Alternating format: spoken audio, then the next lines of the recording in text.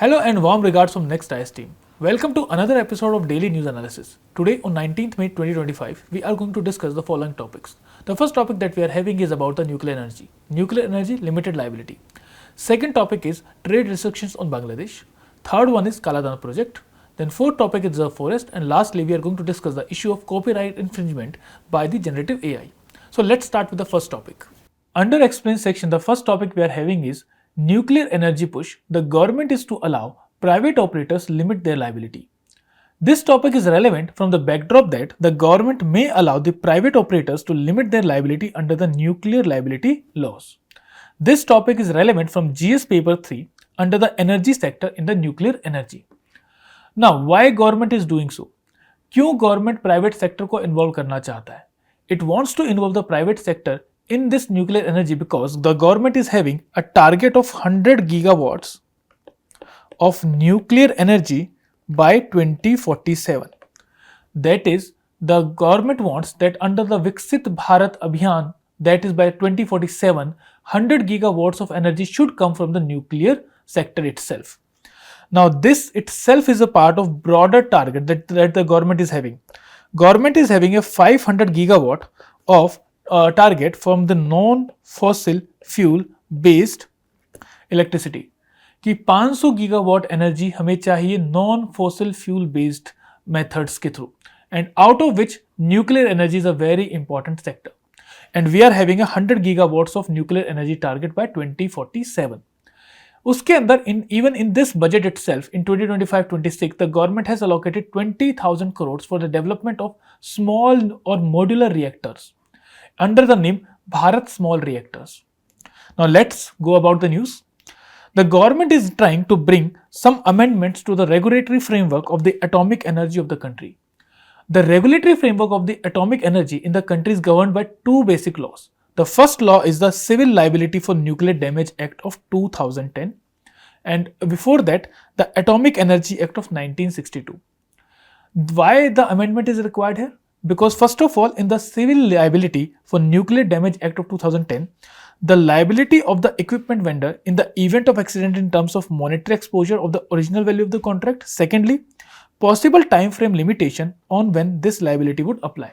So these two clauses are there which are discouraging the private sector for getting involved in the nuclear sector. Secondly, the Atomic Energy Act of 1962 debars the private companies to be in the nuclear power plant operations. They can be suppliers but they cannot be operators. So private players or private companies at this point of day are not allowed to be involved in the operations of nuclear power plants. Secondly, it will allow the foreign companies also to get involved in the nuclear operations, but they will be in a minority equity basis. They will not be having a majority stake, they will be having a minority stake. So by amending these two things, the government is trying to attract the investment from the private sector. Currently, the restricted state-owned companies such as NPCIL or NTPC are involved in the nuclear energy sector, not any other company. Now, what is the potential benefit of this move? The potential benefit is that, first of all, we will be able to leverage the commercial potential of the Indo-US civil nuclear deal that was happened in 2008. Secondly, it will push trade pact with the USA. India could use it as a part of broader trade and investment outreach with the USA. Then it will encourage foreign investments in the country also because it will be opening up a new sector and a sector in which India is very much interested. So there will be more investment from the foreign as well as from the country itself.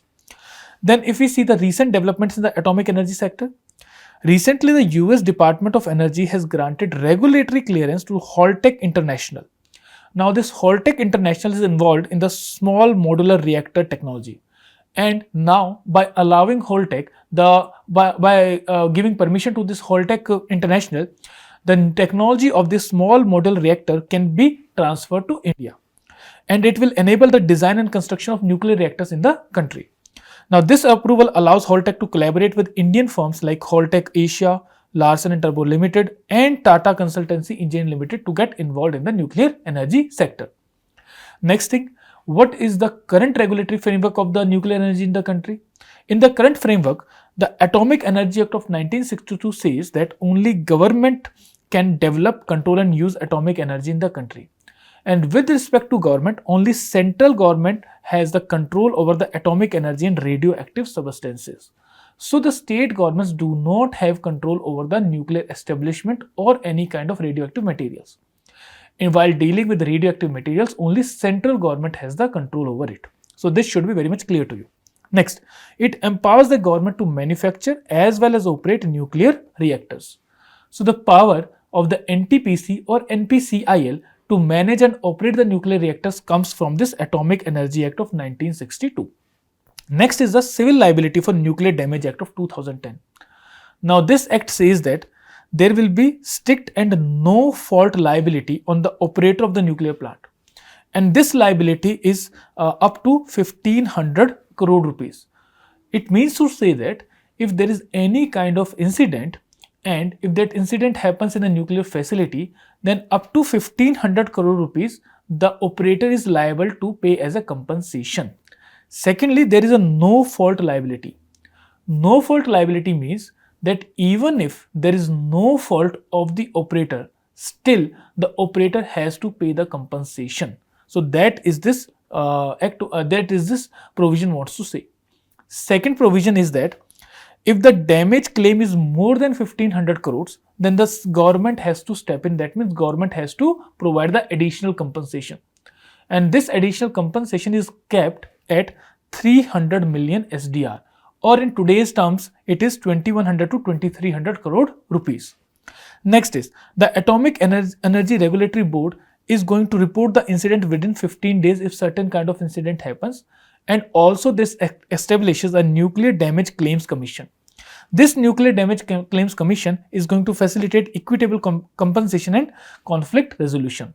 So these are the two acts which are the part of the regulatory framework for nuclear energy in the country. Next is you have to attempt this MCQ and you have to post your answers in the comment box by the discussion that we had. The second topic under the explain section is about India-Bangladesh ties. As trade ties with India fray, Bangladesh pivots and China gains ground. This topic is relevant from GS paper 2 under the international relations subtopic.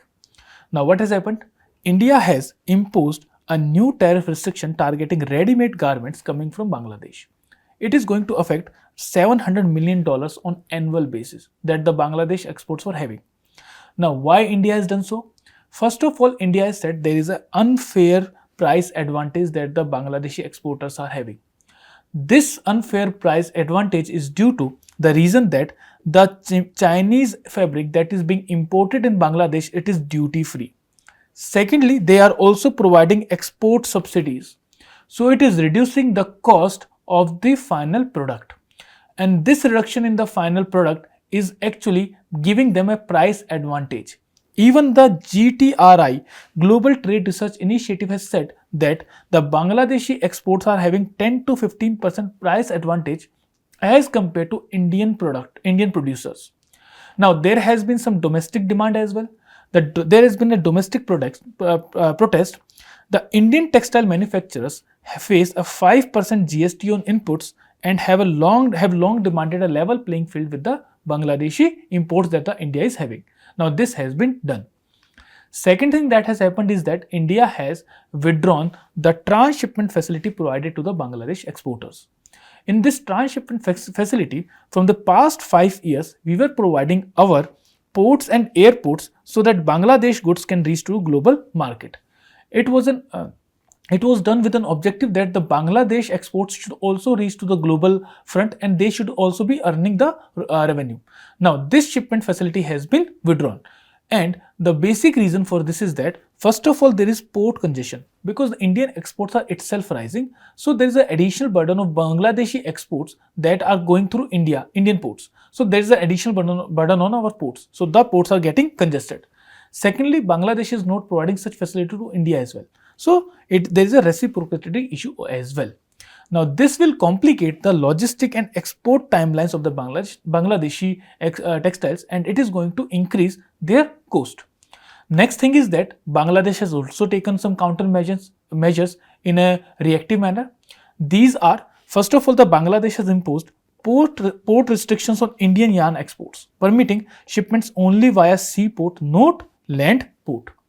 This is going to affect a total of $2.39 billion worth of cotton yarn and handloom exports that were related with India, and which are vital for Bangladesh garment industry. That means Bangladesh garment industry will be affected by this restriction that they have put on. Secondly, this move is seen as a protectionist one. It is seen as appeasing the domestic textile mills but harming the supply chain efficiencies. So this is going to hamper Bangladesh economy in a longer run. Now, why these things are happening? These things are happening because Bangladesh is moving towards China. If we see, recently the Bangladesh interim Prime Minister Muhammad Yunus has signed a deal worth of $2.1 billion during his visit to Beijing in March itself. China has since taken up sensitive projects like Teesta River Development Project, which is a long-standing issue between India and Bangladesh cooperation. So China is now interfering in India and Bangladesh long-standing issues. Second is that since June 2020, 97% of Bangladeshi goods enjoy duty-free access to China, supporting China's export diversification. Third thing is that China is helping Bangladesh move up the value chain, enhancing technology capacity and industrial capabilities. So on basis of these developments, Bangladesh is taking up such reactive measures. Next is that the Chinese footprint in the infrastructure development of Bangladesh is also increasing. If we see, Carnage Endowment and CIPRI reports that Bangladesh hosts largest number of Chinese-backed infrastructure projects in South Asia. The key projects include deep sea port, bridges, energy grids, reinforcing economic development of the development dependence on the China. Next, with respect to military cooperation, Bangladesh is the second largest buyer of Chinese military equipment globally. Over 70% of Bangladesh's major arms imports are sourced from China, signifying a growing strategic military relationship between the two nations. Next is India-Bangladesh trade. Now, if we see from the Commerce Ministry data, we find that in 2023-2024, the total trade between the two nations was $14.24 billion. It was $12.22 billion in exports and $2.202 billion in imports with respect to India. So, India is having a trade surplus with Bangladesh. In financial year 2024, the trade fell to $12.91 billion with exports at $11.7 billion and imports at $1.85 billion. In financial year 2025 till February, a total trade of $10.4 billion was done between the two nations. So this was about India-Bangladesh issue. Now, if we see what are the major principal commodities that were exported from India to Bangladesh, these include cottons, mineral fuels, mineral oils products and their distillation, bituminous substances, mineral waxes, vehicles other than railway, tramway, rolling stock, then parts of accessories thereof, then nuclear reactors, boilers, machinery, mechanical appliances, parts thereof, then residues and waste from the food industries, prepared animal fodder. So these are the products being exported by India to the Bangladesh. Now, based upon the discussion, you have to attempt the practice question that is visible on the screen and post your answers in the comment box. The third topic that we are having is about the India-Bangladesh and the Northeast Kolkata route. This topic is relevant from GS paper 3 under the infrastructure topic as well as from GS paper 2 under the international relation subtopic. The Ministry of Road, Transport and Highways has now approved a 166.8 km route from Shillong to Silchar. What is the backdrop? The backdrop is very simple, that there has been a downturn in the India's relationship with Bangladesh, and in this context, the Kaladan multimodal transit transport project becomes relevant for us. Why? Because it is going to provide us an alternate route to the northeast. And in this context itself, this 166.8 km route has been approved.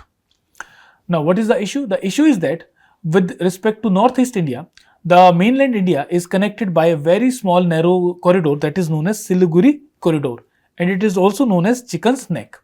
It is also known as an Achilles heel for India. Why? Because it is only 22 km wide.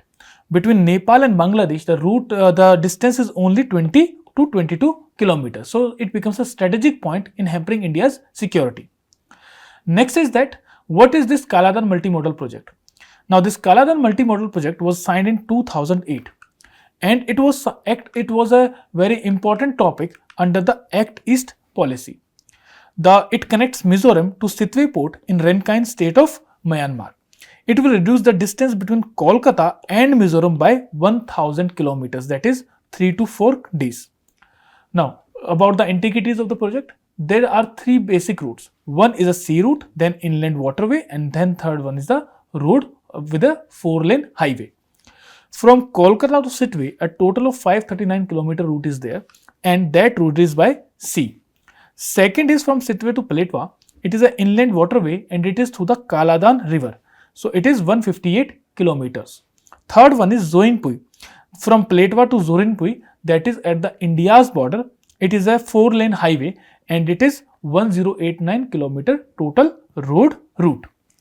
Now what India is doing is that India is now developing, what is the recent news? The recent development is that a new highway from Shillong till Silchar will be developed, and this highway will further be extended to the Myanmar border to the Zoinpui, so that we can have a connection with the Kaladan multimodal project. In this Kaladan multimodal project, the whole project has been completed except for a 50-kilometer stretch between Kaletwa and Zorinpui that is pending, although Myanmar government has given approval for that. But the basic challenge that is coming is that, first of all, the political situation in the Renkain area. There is civil war that is going in the area, and this area is under effective control of Arakan army or Renkain army. Yangon has officially designated this as an ethnic militia, as a terrorist outfit, and this is leading to delay in the project. The project was supposed to be completed by 2016, but still it is in the completion stage.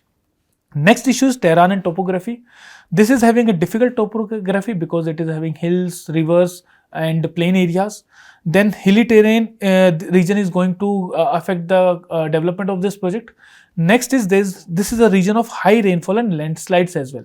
So constant maintenance is also required here. Also the Chinese influence is there. The China's Belt and Road Initiative in Myanmar is giving a strategic space to the China. So this is again a challenge for us. Now, based upon this discussion, you can attempt the MCQ that is present on the screen, and you can post your answers in the comment box. The fourth topic in the explain section is about the reserve forest. Supreme Court has directed state and UTs to claim reserve forest allocated to the private parties. This topic is relevant from GS paper 3 under the environment section. Now let's see what is the news. The news is that Supreme Court has directed states and UTs to examine the Revenue Department forest land allocated to the private parties for non-forest activities. So the target here is the land that is being for non-forest activities and that has been allocated to the private parties and that originally belongs to the Revenue Department of the forest. Secondly, the Supreme Court has directed that first of all, see how much land has been allocated. Second is that take back the possession of such forest land. That forest land should not remain in the private hand, it should be taken back. Third thing is that in case if a project is being cancelled or if an allocation is being cancelled and it is going to have a wider implication in the public interest, then the cost of the land has to be recovered. And the amount that has been recovered should be used only for forest development. So the Supreme Court is very strict about the reserve forest. If any land has been allocated to a private entity and that land is not being used or that land has been diverted for non-forest activities, then that land has to be taken back or the cost has to be recovered. And that fund that is coming from recovery of the cost is to be used for forest development only. And the time limit has also been given by the Supreme Court. It is 1 year. This whole exercise should be done within 1 year. It should not be prolonged. Now the question that we need to discuss is that what are reserve forests? The reserve forests are defined in the Indian Forest Act of 1927. Along with reserve forest, there are two more things. One is reserve forest, second is protected forest, and third one is village forest. The reserve forests are governed by the government. They are government owned and strictly regulated, and strictly regulated access without any permission. In the protected areas or protected forest, government owned but more flexible in management and use. Thirdly, the village, they are assigned to the village communities for use and management. Now, if we discuss if we see the difference between the reserve forest and the protected forest, the definition given by the Forest Act is that the forest areas with full protection under Indian Forest Act of 1927. This is for the reserved forest. For the protected forest, it is forest with limited rights to people may be allowed by the government. These reserve forests are given under Section 20 of the Forest Act of 1927, and the protected forests are given under the Section 29 of the Forest Act of 1927. The state government has the authority to declare both reserve forest as well as the protected forest. Third one is the level of protection. The highest legal protection is given to the reserve forest. No activity is allowed unless permitted. For the protected areas, the protection is less stringent. Activities may be allowed unless prohibited by the government. Third one is access and rights. No rights of grazing, hunting or uses unless specifically granted. It is for the reserved forest. Whereas in the protected forest, customary rights may be allowed. For example, grazing, collecting fuel wood, these things are allowed in the protected forest. Third is the control. Strict control of the forest department is over the reserved forest. There is a partial control and some community use is possible in the protected forest. Then in the protected forest. Then the objective. The objective for the reserve forest is to conserve the forest biodiversity and restrict all human activities. Whereas for the protected forest, it will allow sustainable use with conservation. Lastly, if we take the examples, the core areas of the wildlife sanctuary and national park is considered as a reserved forest. The buffer areas or the fringe forest are considered as protected forest. Now, based upon this discussion, you have to attempt the MCQ and you have to put your answer in the comment box. Now is the time for Decoded. The topic that we are having today is about copyright stressed with generative AI. That is how generative AI is leading to copyright infringement. Now, this is in the backdrop that there is a conflict between the current copyright laws and the generative AI. This topic becomes relevant from GS paper 3, that is under Indian economy. Now, what are the challenges that are coming from generative AI with respect to copyright infringement? That how generative AI is leading to copyright infringement. The first issue is with respect to unauthorized use of copyrighted material for training. Large language models train the platforms, and they train the platforms by the technique known as internet scraping. This internet scraping, they actually scrap the internet and they use copyrighted as well as non-copyrighted material. In this context, the Asian News International have initiated a copyright infringement claim against OpenAI for training the AI platforms with work for the publisher without their prior consent. So that has become an issue. जितना भी generative AI है, they are using the material that is available on the internet to train itself. But while training, they are not recognizing that this material is copyrighted. So they are using both copyright material as well as non-copyright material. Even Federation of Indian Publishers have challenged the OpenAI in this context itself. OpenAI is also facing challenges, legal challenges or legal recourse over this in US itself. So the first and foremost issue is that the unauthorized use of copyrighted material by the generative AI. The second issue that is coming is that it is difficult in proving infringement, because what AI is doing is that the AI outputs may mimic or remix the original work in a subtle way, making it hard to identify or prove direct copying or substantial similarity is there. So, first of all, they are using the copyrighted material. Secondly, by learning it, they are now subtly mixing it. So it becomes very difficult to prove in court of law कि इस material को copy किया गया है and then it has been reproduced. The third is that it is impacting the creative economy, because when a person knows that whatever he is creating that is not going to give him value, then he will stop. He will be discouraged in creating more things. For example, content creation is there. If a person knows that his content is going to be used by generative AI and it will be open to everyone, then he will be discouraged to create something new. He will be doing something else. So it is impacting creative economy. This the widespread use of generative AI could undermine the market of original human created content affecting artists, writers, musicians, and photographers. Next challenge is that the conflicting laws across the world. For example, the US copyright laws provides an exception that you can use the copyrighted material for educational purposes. And this is the thing that is being used by the OpenAI to tell that we are training our OpenAI. So they are actually using this fair learning and fair use in education clause to bypass the copyright laws. However, in India's context, the Indian Copyright Act of 1957 is very, very clear. It says that the specific exception to the copyright is restricted only to classroom. That is only to humans you can teach, you can use the copyrighted material. For machine learning, the copyrighted material is not allowed. So that is again a legal challenge that is coming with respect to this copyright issue. Some countries are allowing the use of copyright materials and some countries are not allowing use of copyright materials for machine learning. Now, what can be the way forward? The first one is that we have to develop clear legal guidelines. Clear legal guidelines are very much required in this context because the world is changing very fast.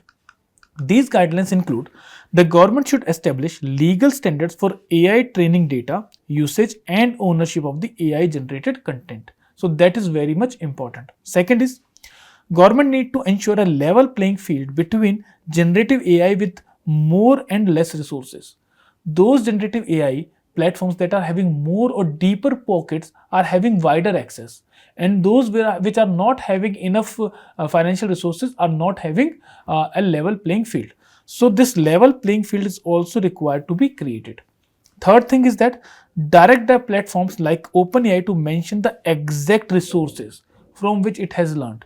There should not be any ambiguity with respect to that, so that due diligence could be given to the original creator of that content. Next is encourage opt-out mechanism. Now this opt-out mechanism has been put forward by OpenAI. Opt-out mechanism simply means that if any copyrighted material wants that its material should not be used for machine learning, then it can opt out. But the problem is that OpenAI has although said that it has now providing an opt-out mechanism, but what about what has already been used? अब तक जो use हो गया उसका क्या? So that for that the opt-out mechanism was not there.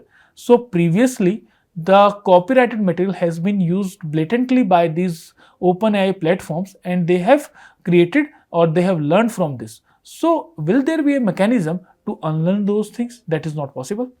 So it says that we should encourage an opt-out mechanism. It will allow users to prevent their data from being used to train AI models or for other purposes. Recently, OpenAI has developed the opt-out mechanism. So the second suggestion is that we should now develop an opt-out mechanism in which any person wants that his copyrighted material should not be used for training machine. He should have that option. Third is introduce licensing framework that allows creators to monetize the use of their work in AI training so that they can be increased. Lastly, promote ethical AI development. Encourage AI developers to use public domain, open license and consensually obtained data for training. Along with this, we need international collaboration also. Harmonize laws through global bodies like WIPO to address cross-border copyright and AI challenges. Now, based upon this discussion, you can practice the mains question that is present on the screen. Write the answer and put in the comment box. So with this, the discussion is concluded. So have a nice day. Thank you very much.